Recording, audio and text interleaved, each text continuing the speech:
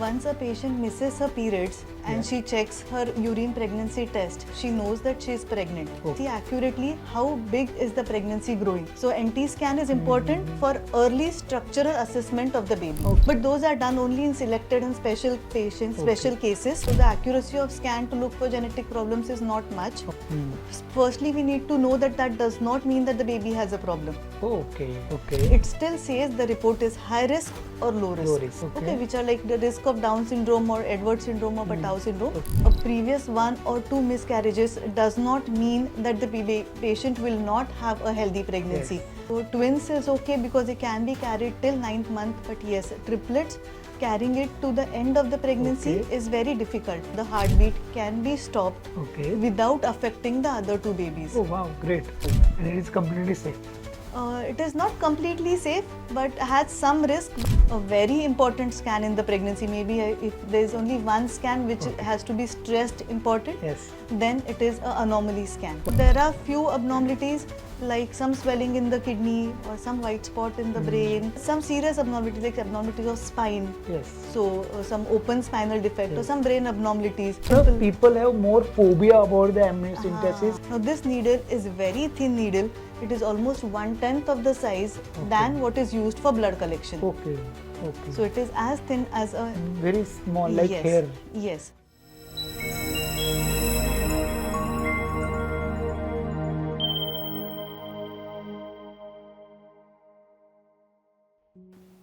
Welcome all. Ultrasound in a pregnancy is very important part of your pregnancy journey. Pregnant female has to go a series of ultrasound examination throughout her pregnancy to understand the growth of the baby, the water around the baby, the blood flow around the baby, and understand what is happening actually inside the baby because you can't see.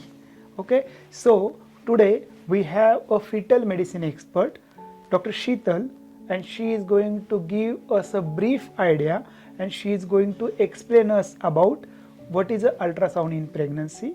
So we are starting today's podcast. Welcome to Beyond Healthcare, the ultrasound in pregnancy, first 5 months of pregnancy. So doctor, welcome. So pregnancy is very beautiful journey.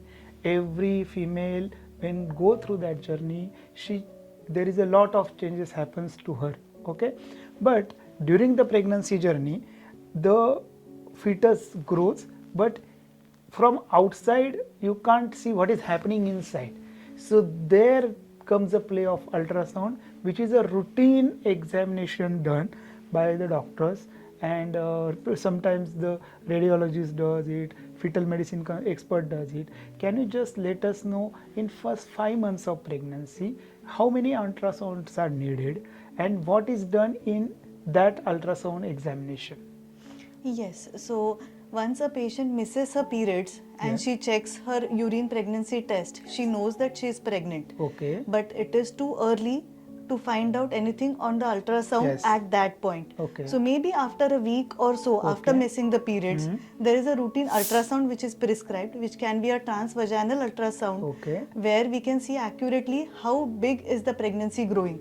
So it is called a dating scan to see how is the pregnancy growing. There are sometimes some abnormal pregnancies like some ectopic pregnancies growing outside the uterus. So all those also can be detected before any complications at that scan. So first scan is as you miss the period, within a week or 10 days they have to do the scan because to rule out the ectopic pregnancy and for the confirming the intrauterine pregnancy. So what as a patient or as a pregnant female, what I expect from that scan? So at that scan we see the well-being of the pregnancy. So if there is any collection, if the patient needs any extra bed rest at that point, or if she needs extra support for some injections or medicines, all these things can be seen. If there are any cysts in the ovary, even those can be seen at that scan. So that time after doing that scan, the next scan comes at what gestation actually? The next scan is in the 2nd month of the pregnancy, which is around 7 to 8 weeks. So at that point we see the baby and the heartbeats of the baby. So the cardiac activity of the baby is documented between around 7 to 8 weeks scan. Okay. So at that point we see how many pregnancies are going. So if there are multiple gestations, that can also be clearly seen in the 7 or 8 week scan. Okay. So that is called a viability scan. Okay. Multiple gestation means what exactly you can see in a pregnancy, that scan? So in that scan we see if there are 2 babies, if there are 3 babies, so twins or triplets which are going, especially if the patient has taken any treatment to conceive. It is likely that she can have multiple pregnancies. So all these things can be checked at the viability scan. We also look if the patient has irregular cycles, then we don't know exactly how many months pregnant she is. So that also can be assessed accurately at around 7 to 8 weeks scan. Okay. So actually that scan gives us a expected date of delivery? Yes. Okay. Yes. Secondly, is that scan is only scan is important in first 5 months? No, after this there is another scan which is at around 12 weeks. So between 11 to 13 weeks, which is at the end of the first trimester where we say. So there is a detailed scan for the baby which is called NT scan or nuchal translucency scan. So in this scan what we look is the basic structural development of the baby. So the baby has to have a head, the skull, some basic part of the brain starts developing. The baby has 2 hands, 2 legs. So all this basic structure, some part of the spine will start developing, some part of the heart will, the 2 chambers of the heart, some blood vessels of the heart. So all these things can be developed, are developed by 3 months, and we can check all these things by a NT scan. Along with that, at NT scan, if there are twins or triplets, then we can see if they are sharing the placenta, if there is blood sharing happening between the 2 babies, even that can be seen at that point. So NT scan is important for early structural assessment of the baby. Other than that, there are NT scan is used to see markers for chromosomal abnormalities in the baby. Can you just put a light on that? Yes. So actually a baby has chromosomal aneuploidies, especially in mothers who are elderly, more than 35. But even for others, there is a baseline risk of having any genetic problems to the baby. So in such babies can show some signs in the ultrasound, especially done at the 3rd month. So this nuchal translucency is some fluid which is collected behind the neck of the baby. So we try to measure that level, and if that level is more than 3.5 or if it's more than 3 or more than what is expected for that period of gestation, in that case that baby is at risk of having some genetic problems, and that baby will need some evaluation later in the pregnancy. The scan is only test we do, or there are few other tests? No, so scan has inter-observer variations, and also each baby will present differently. So scan has some limitations. So the accuracy of scan to look for genetic problems is not much. But along with the scan, there are some blood tests which can be done, which are some serum markers which are looked for, which is called a double marker test. So a double marker test plus the NT scan gives a combined test report. So a combined test report will assess the exact risk based on the age of the patient and weight of the patient and the other parameters to look for the baby having genetic problems. Is it 100%? No, it is a screening test. So basically it identifies patients who are at risk. So it is not going to tell you whether the baby has a problem or not, but it is going to tell us whether the baby needs any advanced testing. So advanced testing means what? Advanced testing can be different forms. So one basic test which is another screening test which is called NIPT, which is a non-invasive testing. So it is a blood test of the mother, but it checks the DNA of the baby in the maternal blood. So based on that we try to analyze if the baby has risk of genetic problems, but it is more accurate than the double marker test which we have done before. And in some cases we need even further invasive testing in which are called amniocentesis or chorionic villus sampling. But those are done only in selected and special patients, special cases where the indications are such. So basically, thank you for elaborating. Actually, it is very vast knowledge you are giving to us. Can you just break a little bit every aspect so that our viewers can understand what is double marker, which blood test actually assess in a double marker, how it is interpreted, and can you just elaborate about the if it come positive or if there is any high risk for that, and which anomalies are actually or genetic issues are actually we are screening in this test? Yes.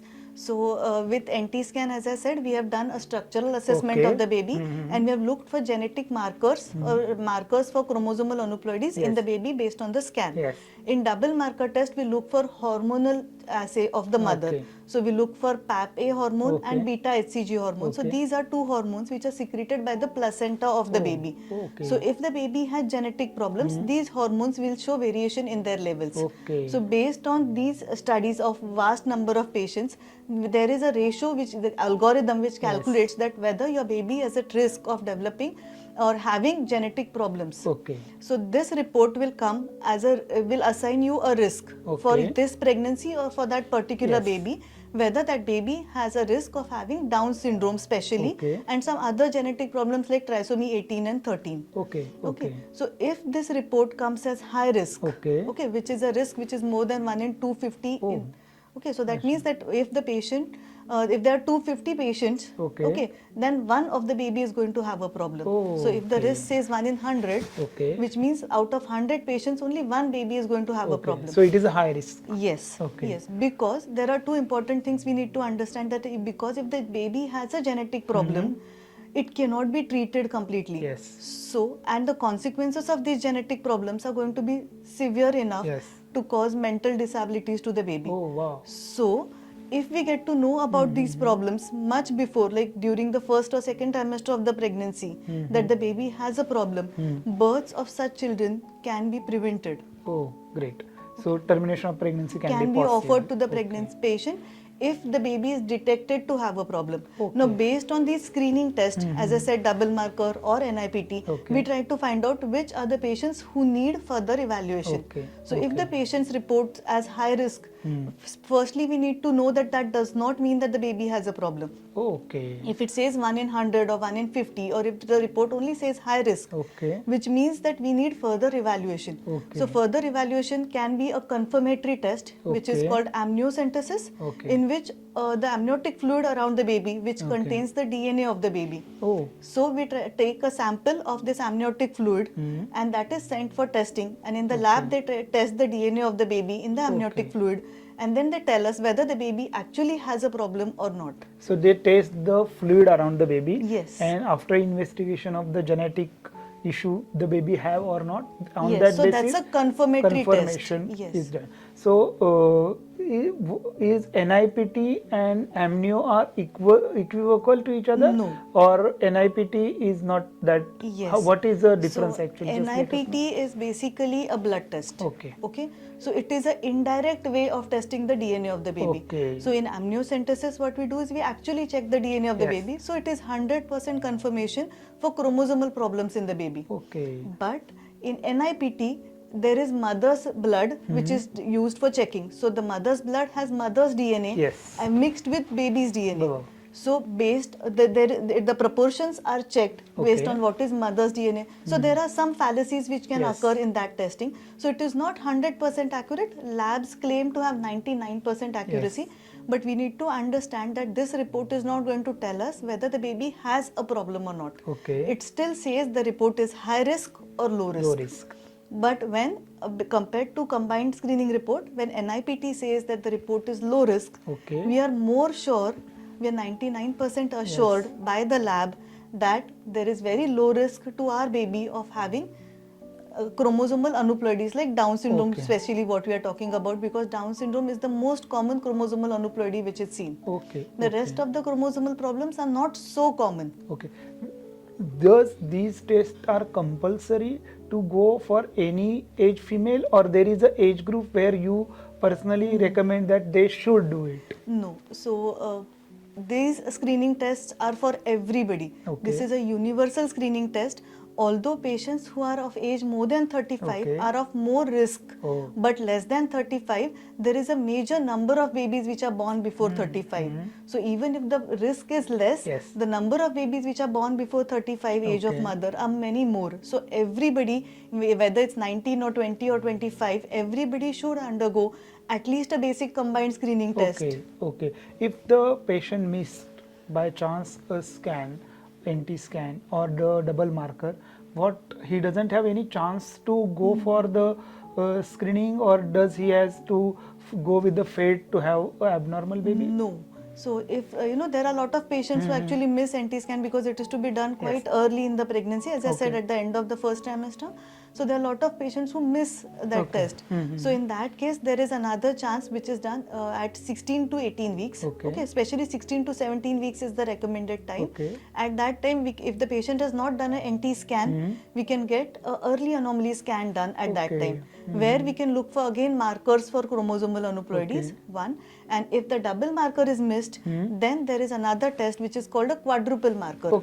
So in quadruple marker test, we look for the same things, which are like the risk of Down syndrome or Edwards syndrome or Patau syndrome. But then the markers which are used are little different based on as the pregnancy advances. Does they have the same sensitivity or chance almost to tell you the baby is abnormal or not? Yes. So these are screening tests, but then yes, combined screen is supposed to be more accurate than quadruple test. But then something is better than nothing. So yes, if you have missed double marker, then it is always advisable to at least have a quadruple test later. For twin pregnancy or triplet, can you tell us viewers that they can go with the NT scan with double marker, or there is a change, or they have to do the different test? What is the you suggest? So for twin pregnancies, yes, they can go for NT scan and double marker test. For triplets, no, because now there are 3 babies which are contributing to the hormones. So the accuracy of the test goes down significantly because we cannot identify if one of the baby is abnormal.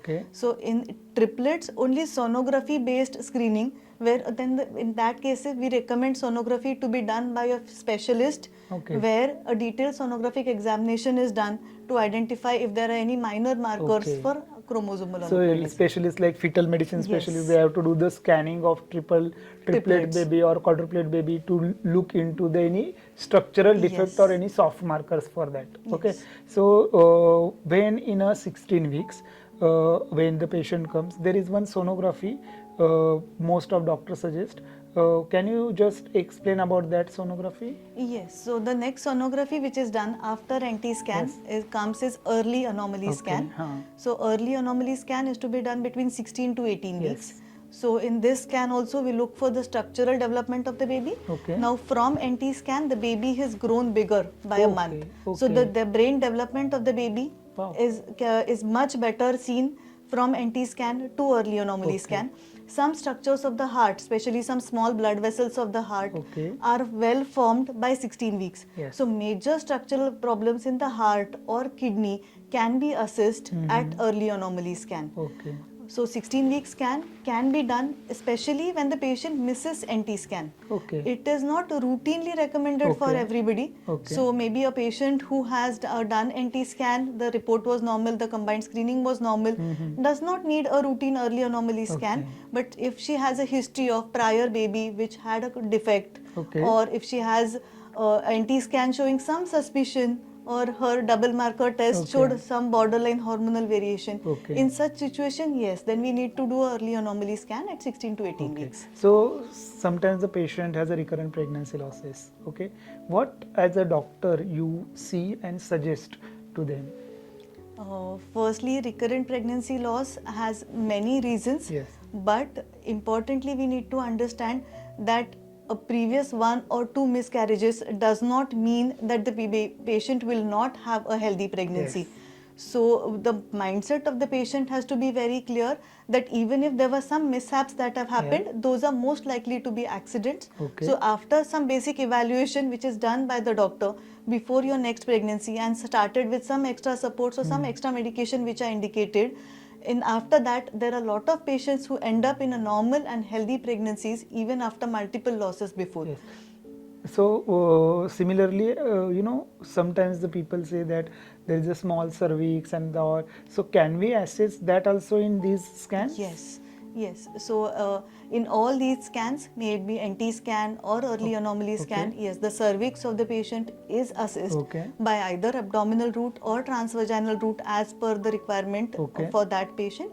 But yes, cervical length is checked because that's a early risk assessment again, because rather than having an emergency later where there are medications or treatments or operations which have to be done in the emergency. If we can predict or prevent some miscarriages, especially happening in the late trimester, so that cervical length assessment is done at NT scan and early anomaly scan, and if required, a cervical encerclaste stitch can be advised to the patient. Yes. So, recently we had a patient who had 3 babies, okay, but she doesn't want a 3 baby.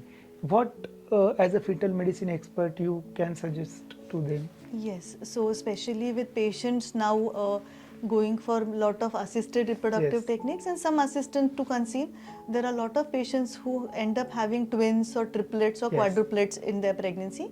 So twins is okay because it can be carried till 9th month, but yes, triplets, carrying it to the end of the pregnancy is very difficult because human body is not formed to carry triplets. So then they end up having a premature delivery in 7th or 8th month of the pregnancy. So which is going to cause a lot of difficulty to the mother and the family. Yes, and financially also. Yes, yes. So in such situations, if the couple wants, we can advise them for fetal reduction procedure. So in this, what we do is, even when the babies are inside the uterus, through a injection, one of the baby's cardiac activity or the heartbeat can be stopped without affecting the other 2 babies. Oh wow, great.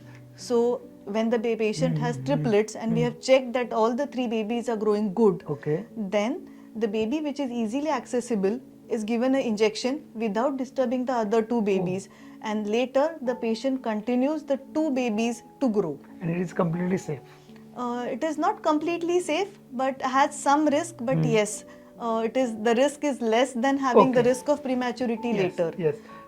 So you last time told about the chorionic villus sampling. Can you just tell a little bit of brief about what is the procedure? So chorionic villus sampling what it is and why it is done? Yes. So chorionic villus sampling is basically testing the DNA of the baby again. So there are patients who have family history of some genetic conditions, or they have some previous babies which are affected with some genetic conditions, or if the present sonography is showing major genetic problem, signs of the NT is significantly increased, or any such abnormalities in the baby. In that case, we need to check the DNA of the baby. Now, to sample the DNA at first trimester, we need to do a chorionic villus sampling, which is done at around NT scan time, which is around 12 weeks time. So at that time, the placenta is getting formed. So there is a needle which is put inside, and through the needle, we take a sample of the placenta of the baby, so which has the cells of the baby. And then you send for investigation, and after the report come, we can find out if the baby has any genetic problems. So after doing the 4-month scan, what are the next scan you suggest? Yes, so early anomaly scan, as I said, for recommended patient it is done. For rest of all the patients, after NT scan, a very important scan in the pregnancy, maybe if there is only one scan which has to be stressed important, then it is an anomaly scan. Wow, great. So anomaly scan is done, so which is called a TIFA scan. So it is targeted imaging of the fetus. So in TIFA scan is done between 18 to 22 weeks. The ideal time to do is maybe 19 to 20 weeks, because that's the time the visibility of baby's internal organs is maximum. So in this scan, anomaly scan, what we look is to look for the growth of the baby, the fluid around the baby, the placenta which is developing, the umbilical cord of the baby. So these are some basic parameters which are checked. And then targeted imaging of every organ of the baby. So baby's brain development, baby's facial structure, baby's heart, baby's lungs, kidneys, spine, hands, fingers, foot. So all these organs are imaged to find out if there are any structural abnormalities in the baby. So when you do the targeted scan, as you suggested, anomaly scan, so if it is found any abnormality, how it is to be proceed? Means is it all abnormalities need a termination of pregnancy, or there are few things where you can have a benefit of doubt and plan for further things? Yes, it depends on the what type of abnormality it is. So there are few abnormalities like some swelling in the kidney or some white spot in the brain or some white spot in the heart. So these can evolve as the pregnancy advances or can heal, I would say, on its own as the baby develops. So all these, if there is an abnormality which is found on the ultrasound, then the doctor will explain regarding the seriousness or the effects of the abnormality on the baby. So some abnormalities just needs follow-up all throughout the pregnancy to look if the abnormality is worsening or if it is progressing. There are few abnormalities which are like really serious, something like some brain abnormalities or some major cardiac abnormalities which need a major intervention after delivery. So in such situations, yes, the patients can opt for termination of the pregnancy. And for some abnormalities, we need to counsel the patient that the baby will need a delivery in a tertiary care hospital where a good NICU setup is available and the baby will need serious treatment after delivery. So those are correctable after delivery. So can you just say one or two anomalies which can be corrected? Yes, something like diaphragmatic hernias. So these are abnormalities which can be corrected after delivery. So the hernia of the stomach. Yes, hernia of the stomach into the lungs. So yes. So that is one abnormality which can be corrected. There are some issues with the kidney. So some swellings in the kidney or some bladder outlet obstruction kind of abnormalities. Cleft lip and all yes, cleft lip and cleft palate. So those are completely correctable after delivery. They normally doesn't need a termination of pregnancy. Whereas some serious abnormalities like abnormalities of spine. So some open spinal defect or some brain abnormalities will need, maybe we can advise the patient or discuss with the couple regarding whether they want to continue. So again coming to the point, if the anomaly scan shows the signs and markers that the patient might require a termination of pregnancy, does there are chance that in the future they again get a same problem? Generally not. The structural abnormalities of the babies generally don't recur. So for the structural abnormalities, something like a cleft lip or a club foot rarely recur. Those are limited only for that pregnancy. But then yes, there are some abnormalities like again I said some problems of the heart, some problems of the kidney, some bone related problems. So all these things can have some genetic etiologies. And if there is some genetic etiology involved, in that case there is some risk which can be maybe 20% or 25% for the next pregnancy. So in case of any abnormality detected on anomaly scan, we advise the patient to undergo amniocentesis and store the DNA of the baby or have some basic genetic testing like microarray testing to look for some microscopic changes in the DNA so that we can find out if there are any underlying DNA changes which are responsible for the anomalies in the baby. So it is like after finding the DNA abnormality, you screen the husband and wife, and depending on genetic counseling is done, and then the planning of next pregnancy can be done. So can you just small or briefly just explain about the procedure of amniocentesis to us? Yes, amniocentesis is relatively because simple. People have more phobia about the amniocentesis and they prefer not to go for the invasive procedure, but just if because it is your domain and you are expert into that, can you just let us a little bit of dive deep into the procedure? Yes. So amniocentesis is not as scary as it sounds. So basically we have never heard of it much before because this has evolved in now recently quite frequently being done for a lot of patients. So since we have not heard of it, we are all scared about it, thinking, they are going to put a needle inside your tummy. But then no, that's not how it is done. It's a very fine needle which is put under ultrasound guidance into the uterus. So yes, the needle goes to the uterus, but it is done under ultrasound guidance. So we are not touching the placenta of the baby, we are not touching the cord, umbilical cord of the baby or any fetal part like hand or legs of the baby. So only a pocket where there is a free fluid, amniotic fluid around the baby, only that part is selected and a well directed under visualization, this procedure is done completely. So the needle is put, there is some fluid which is needed for testing, maybe around 20 to 30 cc of fluid is taken out for testing and the needle is taken out. Now this needle is very thin needle, it is almost 1/10 of the size than what is used for blood collection. Okay. So it is as thin as a very small, like yes, hair. Yes. Yes. But still, as we are disturbing the pregnancy, we know that the pregnancy, we Yes. don't disturb the pregnancy at Yes. all when the baby is inside. Yes. So there is some risk involved. So yes, the patient may need some rest after the procedure, or the patient also needs to look for some complications that may happen. So there is some risk, but the risk is I would say 0.5%, which is 1 in 200. So when 200 procedures are done, one of the patients can have some bleeding or spotting, some such Does kind they of need complications. admission or anything? No, that's absolutely a daycare procedure. Okay, so it is just walk in, walk out. Yes, yes. So how many days after you get a report, and how what is It depends on what type of testing we are looking Okay. for. So if it is for Down syndrome, maybe it's a FISH or QF-PCR is the Okay. testing what we try to do. So that report is available maybe 2 to 3 days after the procedure.